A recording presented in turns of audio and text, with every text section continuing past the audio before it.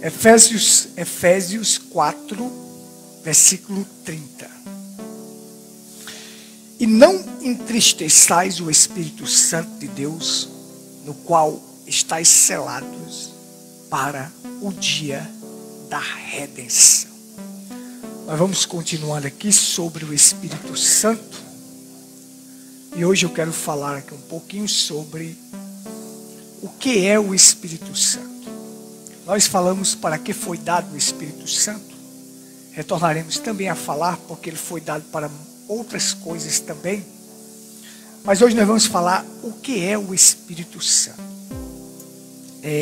O profeta disse que é importante você saber o que é o Espírito Santo e que ele é para você. Você tem que saber quem é ele, o que é que ele faz na sua vida e o que ele é para você. O profeta disse que a parte mais importante do culto é a palavra. Ele disse assim, quando você gaste tempo no culto com a palavra, ensinando a palavra, porque essa é a parte principal.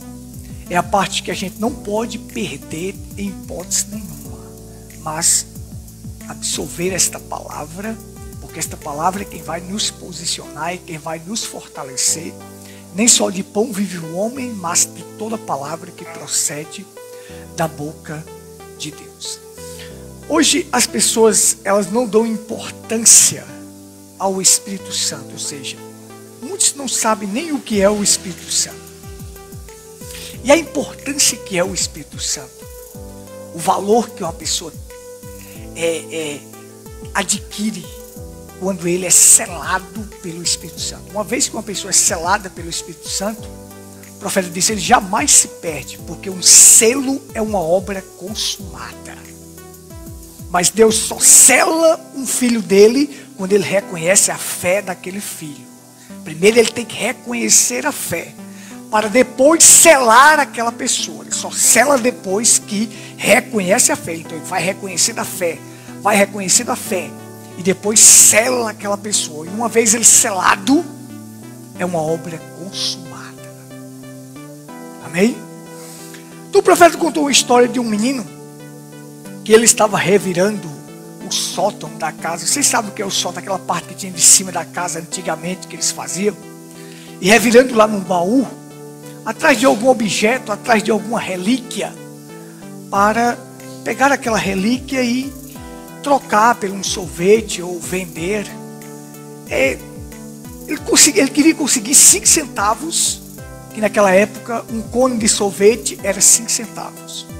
E ele encontrou um selo, um velho selo postal. E aquele menino pegou o selo e disse, talvez esse selo, ele vale 5 centavos, e aí eu compro um sorvete. Eu vou levar para o colecionador, e vou mostrar para ele, e se ele me der 5 centavos por esse selo, para mim é o bastante. O que eu quero é um sorvete. Ele queria só um sorvete, o que ele queria era um sorvete. Então ele foi, pegou o selo já estava velho, meio amarelado. Aí chegou lá, o colecionador olhou e disse, olha, eu te dou $1 por este selo. O menino ficou alegre demais, porque o menino queria 5 centavos pelo selo. Ele só queria os 5 centavos se o colecionador dissesse assim, eu te dou 5 centavos por esse selo. Ele batia nos 5 centavos, corria, ia comprar o sorvete dele, porque o que ele queria era o sorvete. Eu te dou $1. Ele disse, meu Deus, $1? $1 é 100 centavos, dá para eu comprar mais de 20, dá para eu comprar 20 sorvetes. Então ele pegou aquele $1, correu, foi comprar um sorvete. O colecionador pegou aquele selo e vendeu por $50. Outra pessoa comprou. A outra pessoa vendeu aquele selo por $500. E o William Branham disse, quando estava pregando a mensagem, o que é o Espírito Santo, ele disse assim, hoje este selo está valendo $250 mil.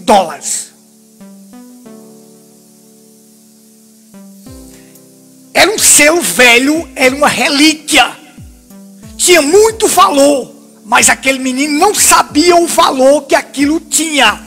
As pessoas não sabem qual é o valor que tem o Espírito Santo na vida de uma pessoa. É um valor grande, inestimável, é vida eterna para a pessoa. Mas muitos não valorizam isto. O valor do Espírito Santo na vida de uma pessoa é uma coisa tremenda. É vida eterna, é Deus morando em você, é Deus no seu coração. Isto é o Espírito Santo, o profeta diz, Deus em você. É uma coisa valiosa. Está tudo certinho aí? Tá, né? É uma coisa valiosa. Mas ele não sabia, gente. E quem não sabe, o lembrando disso, você precisa saber quem é o Espírito Santo e o que ele pode fazer na sua vida. Você precisa saber. Ele disse aqui, ó, na mensagem, o que é o Espírito Santo? Ele disse assim, ó, agora, antes de lermos, quero simplesmente dizer umas poucas palavras aqui para comentar. O que é o Espírito Santo? O Espírito Santo é um selo. O que é o Espírito Santo? É o pacto. O que é o Espírito Santo? É o sinal. Então, o que é o Espírito Santo? É o Espírito de Jesus Cristo em você. Vê um poucochinho desse Jesus, e o mundo não me verá, mas vós me vereis, porque eu estarei convosco e em vós até o fim do mundo. O que é o Espírito Santo? É Cristo em vós, o Consolador. Esse é o Espírito Santo. E quando o Consolador vier, fará as mesmas coisas que eu tenho feito. E quando enquanto o Consolador está em mim, eu orarei ao Pai, e Ele vos dará este Consolador.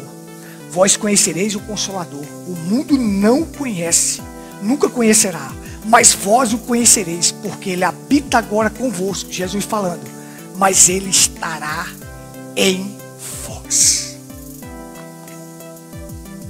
Das definições que Ele deu sobre o Espírito Santo, que eu vou falar só de 3 hoje. Ele disse, o Espírito Santo é o selo, é o pacto, a aliança e é o sinal. Porque ele fala também que o Espírito Santo é o descanso e fala que o Espírito Santo é poder. Poder para curar, poder para salvar, poder para transformar. O Espírito Santo é Deus morando dentro de você. É coisa grande. Não é como ele estava em Jesus, na plenitude não. Mas é um poucochinho, uma fagulha dele morando em mim já é o suficiente para me dar a vida eterna. Por isso que eu sou eterno. Por quê? Porque essa fagulha de eternidade está dentro do meu coração. Aí isso me faz com que eu e você seja eterno. Porque a eternidade está em nós. Por isso que William Branham disse, eu sou tão eterno quanto Deus é eterno. Porque a eternidade está em mim. Amém? Então vamos lá. Se der tempo aqui a gente explica tudo isso aqui.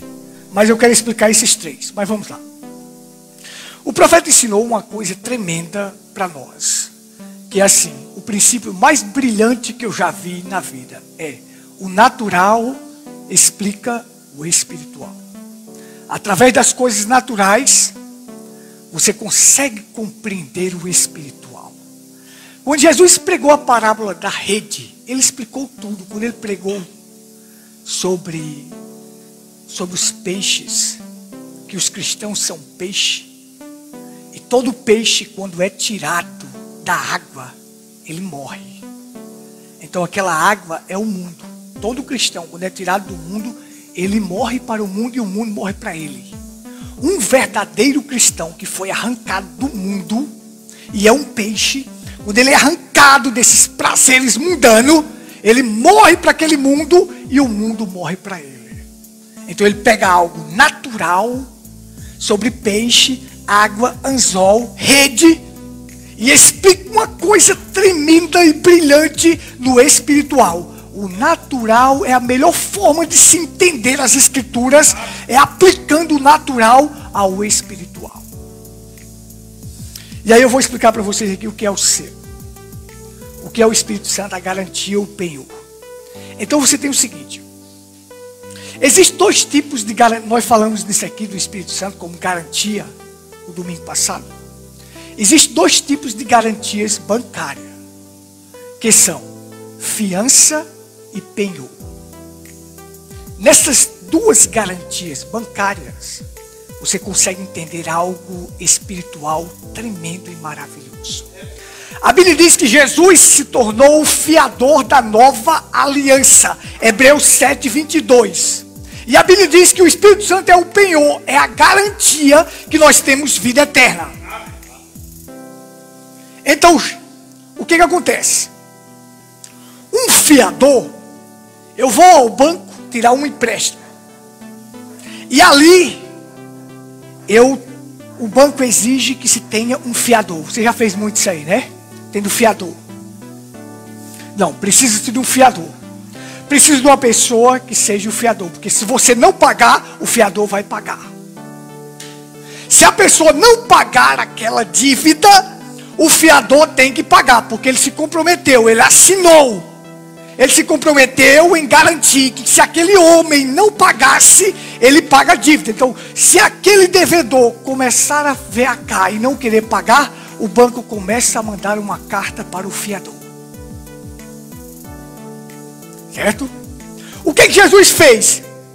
Jesus tornou o fiador da nova aliança. Jesus sabia que nós não tínhamos condições de pagar a dívida do pecado que o nosso pai Adão contraiu para nós, trouxe essa dívida, nos legou esta dívida e nós não tínhamos condições de pagar porque éramos pecadores, todos pecaram e separados estão da glória de Deus, não há um justo nenhum sequer, então precisava-se de um sangue justo, de um sangue puro, de um sangue verdadeiro. Então ele vai dizer: opa, eu sou o fiador de vocês. Está entendendo? Eu vou pagar a dívida. Está vendo que coisas do natural para explicar o espiritual? Porque a Bíblia diz: Jesus foi o fiador da nova aliança. Então Jesus disse: não tem condições de pagar? Eu vou pagar a dívida do pecado. Eu vou entrar no lugar de vocês e vou saldar a dívida. Então ele se tornou o fiador, aquele que pagou a dívida por nós. Quando ele disse tetelestai, está consumado, então a dívida foi paga.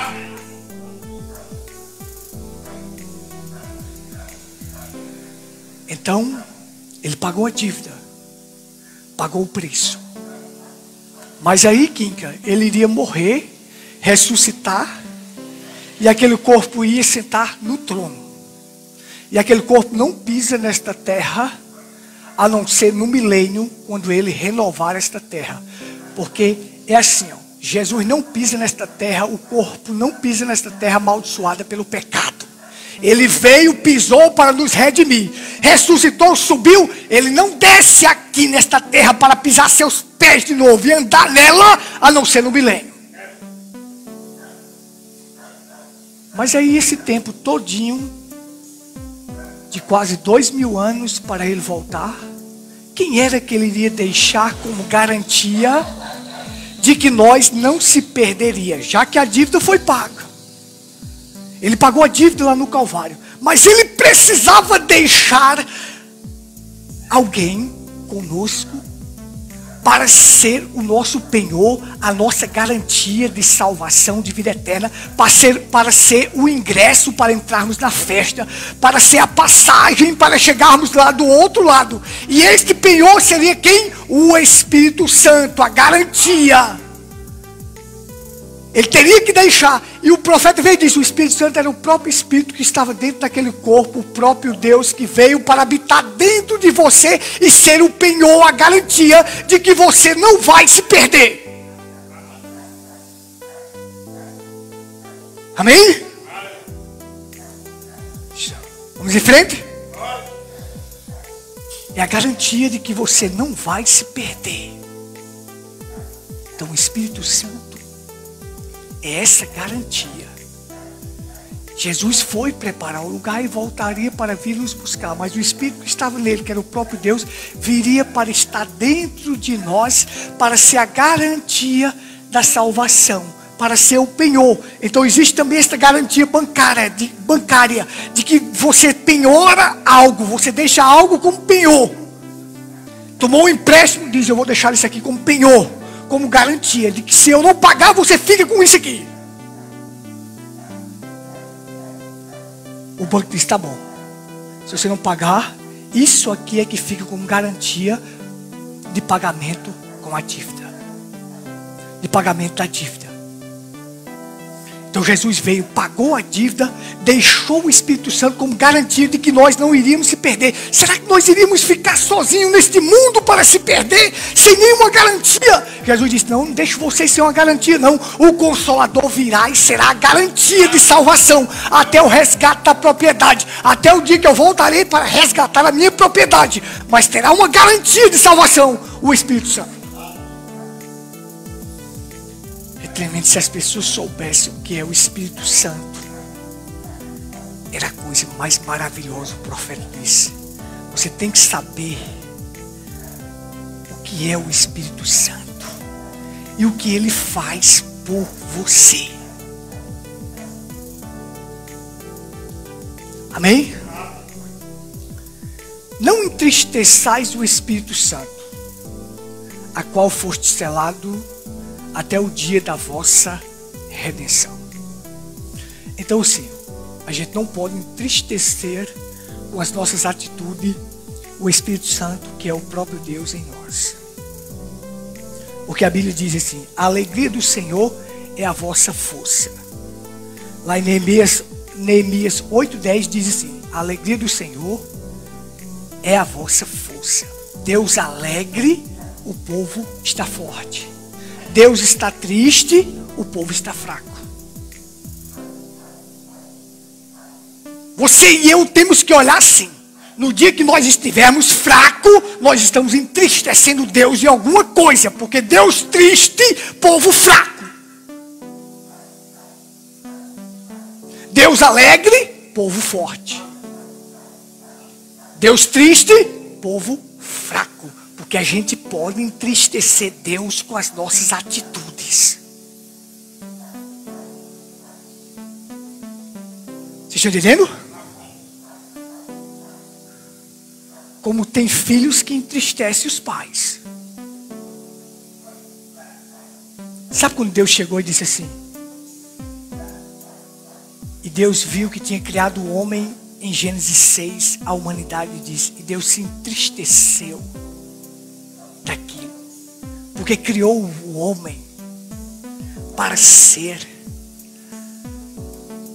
obediente, criou o homem não para se tornar aquilo, encher a terra de violência, de maldade, de tudo que não presta. Quando Deus olhou e disse, eu não criei a humanidade para isto não, eu vou dar cabo disto.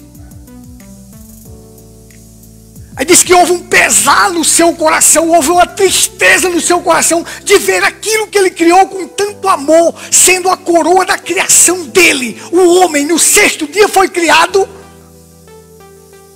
Ele houve uma tristeza no seu coração. Ele disse, eu vou dar cabo disto. Não criei a humanidade para isso não. Eu não criei a humanidade para me dar essa tristeza. Só violência, só maldade. Todo intento do coração do homem é má continuamente. É mal e continua mal.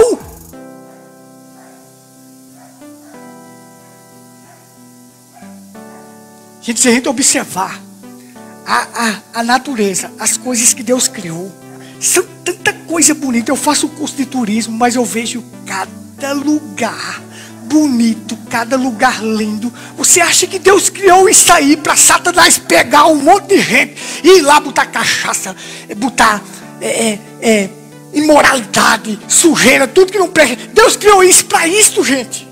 Deus criou essas coisas lindas para isso? Não. Deus criou para os filhos usufruir, mas os filhos não podem mais usufruir, porque tem tanta nojeira, tanta sujeira, tudo que não presta.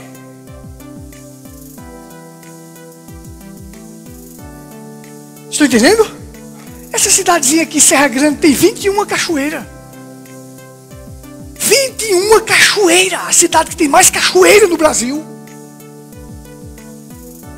Mas Deus criou aquilo ali para o cara ir lá com a cachaça, com a mulher nua, rolando lá, toda imoralidade, toda sujeira, cigarro, pior de cigarro no chão, tudo que não presta, lixo. Deus criou para isso? Não, Deus criou para seus filhos usufruir, mas a gente não pode mais usufruir. Nós temos que esperar o milênio chegar para poder a gente usufruir de tudo isto que estará limpo, renovado.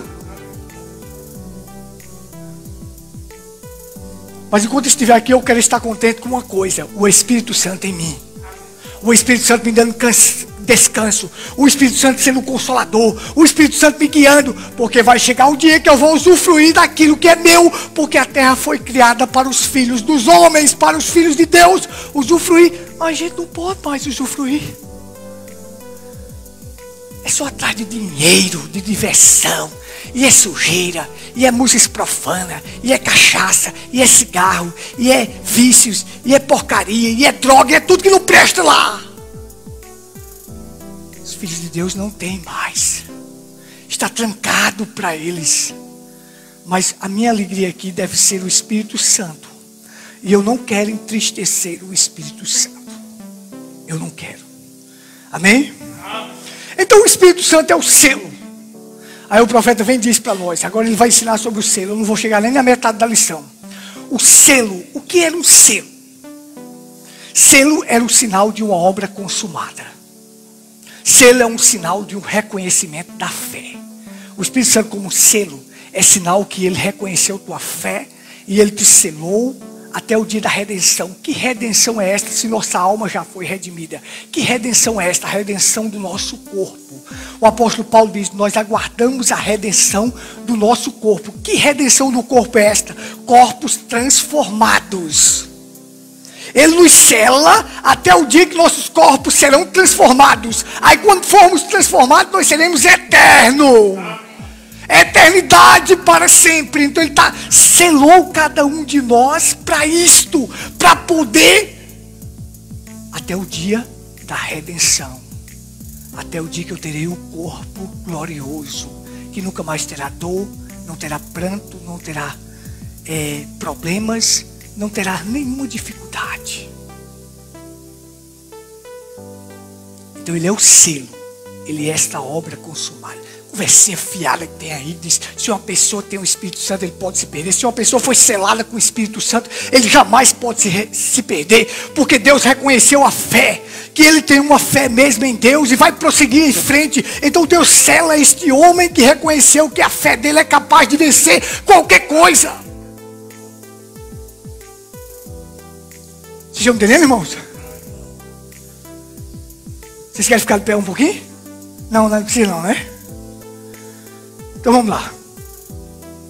O selo, o profeta diz, no passado era o sinal de uma assinatura, onde selava algo e não podia voltar atrás. Quando aquilo era selado, o que era que eles usavam? Hoje se usa carimbo, mas se usava um anel no dedo do rei. E aquele rei, quando ia selar algo, ele selava com o seu anel assim, ó. Se fosse um decreto, ele selava. Ele colocava o dedo na cera e aqui ele colocava, pá, está selado. Aquilo jamais poderia ser violado. Daniel, quando foi colocado na cova dos leões, diz que o rei Dario foi lá e selou com o seu sinete, com o seu anel, a porta da cova dos leões. Pá. Quando alguém olhasse que viu o selo de Dario, dizia: jamais pode ser violado, ninguém pode tocar nessa porta. Era obra consumada. Jesus, quando morreu, que colocaram a pedra, foi selado também lá, para que ninguém tocasse. Por isso que o corpo de Jesus, o que as pessoas falam por aí, diz: os discípulos roubaram o corpo de Jesus. Jamais poderia, porque uma vez que tivesse selado com o selo dos romanos lá, ninguém poderia violar. Amém? Você vai levar uma carta para os correios, a carta não está pronta enquanto ela não for selada. Você vai levar um objeto, uma encomenda, enquanto o atendente não colocar o selo naquilo, não está pronto para ir. Então o selo é uma obra consumada não pode ser violado.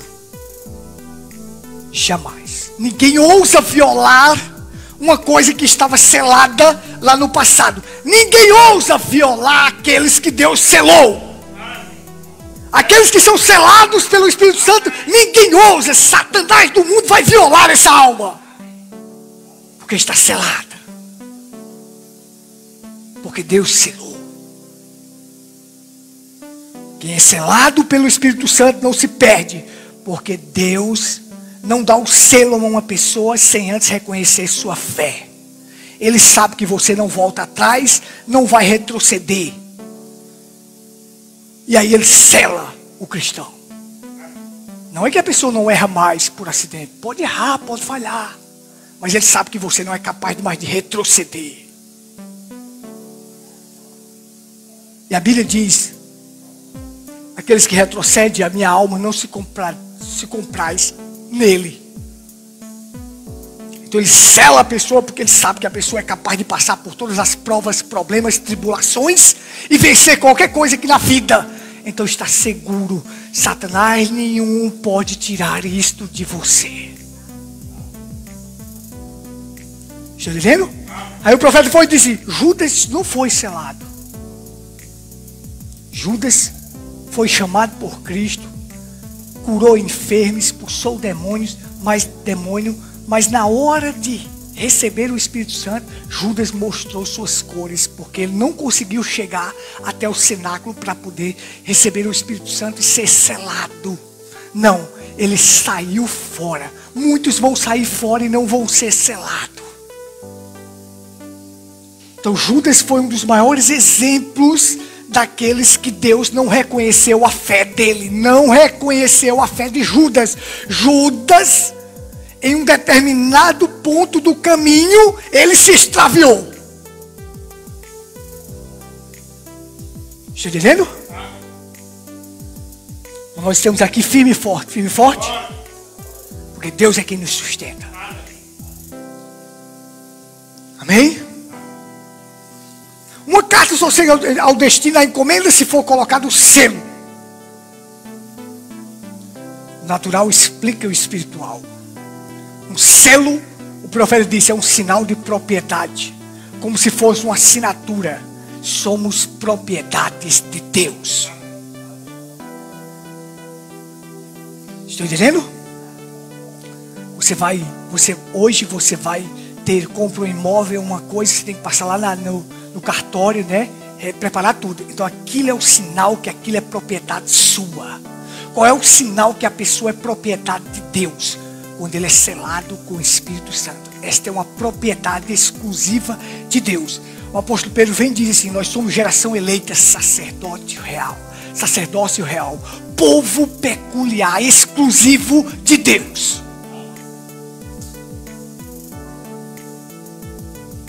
A Bíblia diz em Efésios que ele nos deu o Espírito Santo até o resgate da propriedade, até o dia que Cristo vai voltar para resgatar a sua propriedade, porque nós somos propriedade de Deus.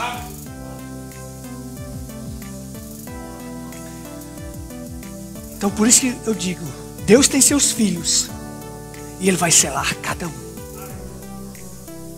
Eu não posso mudar a natureza de ninguém.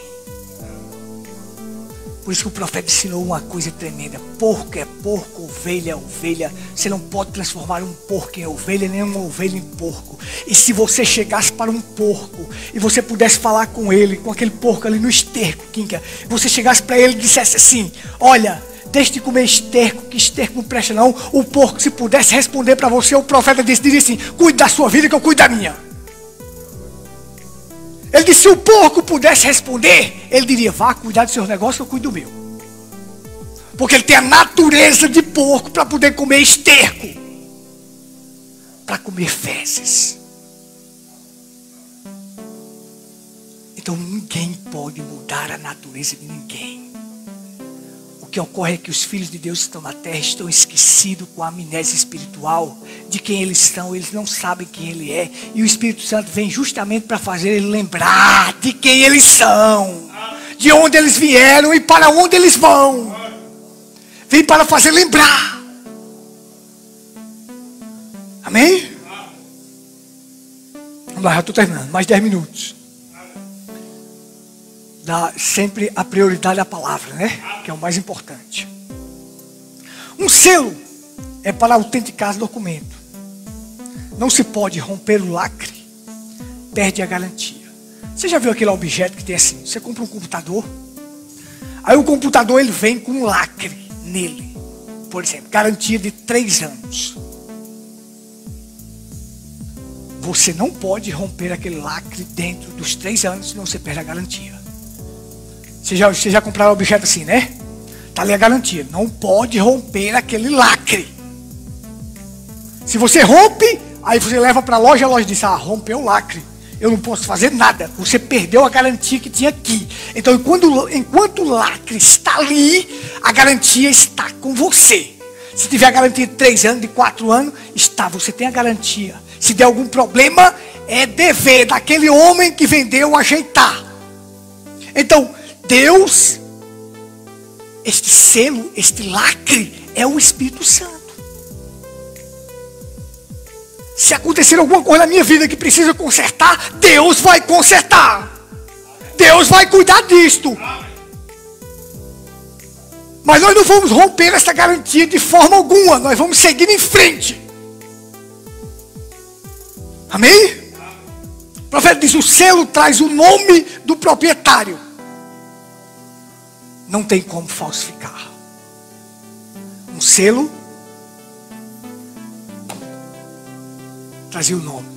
Jezabel, quando foi mandar matar Nabote, ela pegou o anel de Acabe escondido. Pegou o anel de Acabe, pegou o decreto, fez o decreto e chegou lá com o anel de Acabe e fez assim, ó. E entregou. Vai lá, o rei botou como se fosse o rei, dizendo, não podia ser falsificado, não podia violar, tinha que cumprir aquela ordem, porque o sinete, o selo do rei estava ali. Foram lá e mataram Nabote. Mas Deus sabia de tudo que estava orquestrado. E o que iria fazer com Acabe e Jezabel. Ela fez isso aí, ela pegou o anel dele e colocou lá. Então, é algo que não pode ser falsificado. Por isso que eles quando iriam colocar o selo, eles colocavam ou na cera ou na argila. Para quê? Para quando colocasse ali que secasse, não podia ser falsificado. Um verdadeiro cristão é genuíno, é verdadeiro, ele não é falso, ele não é falsificado, porque ele está selado com algo que é verdadeiro.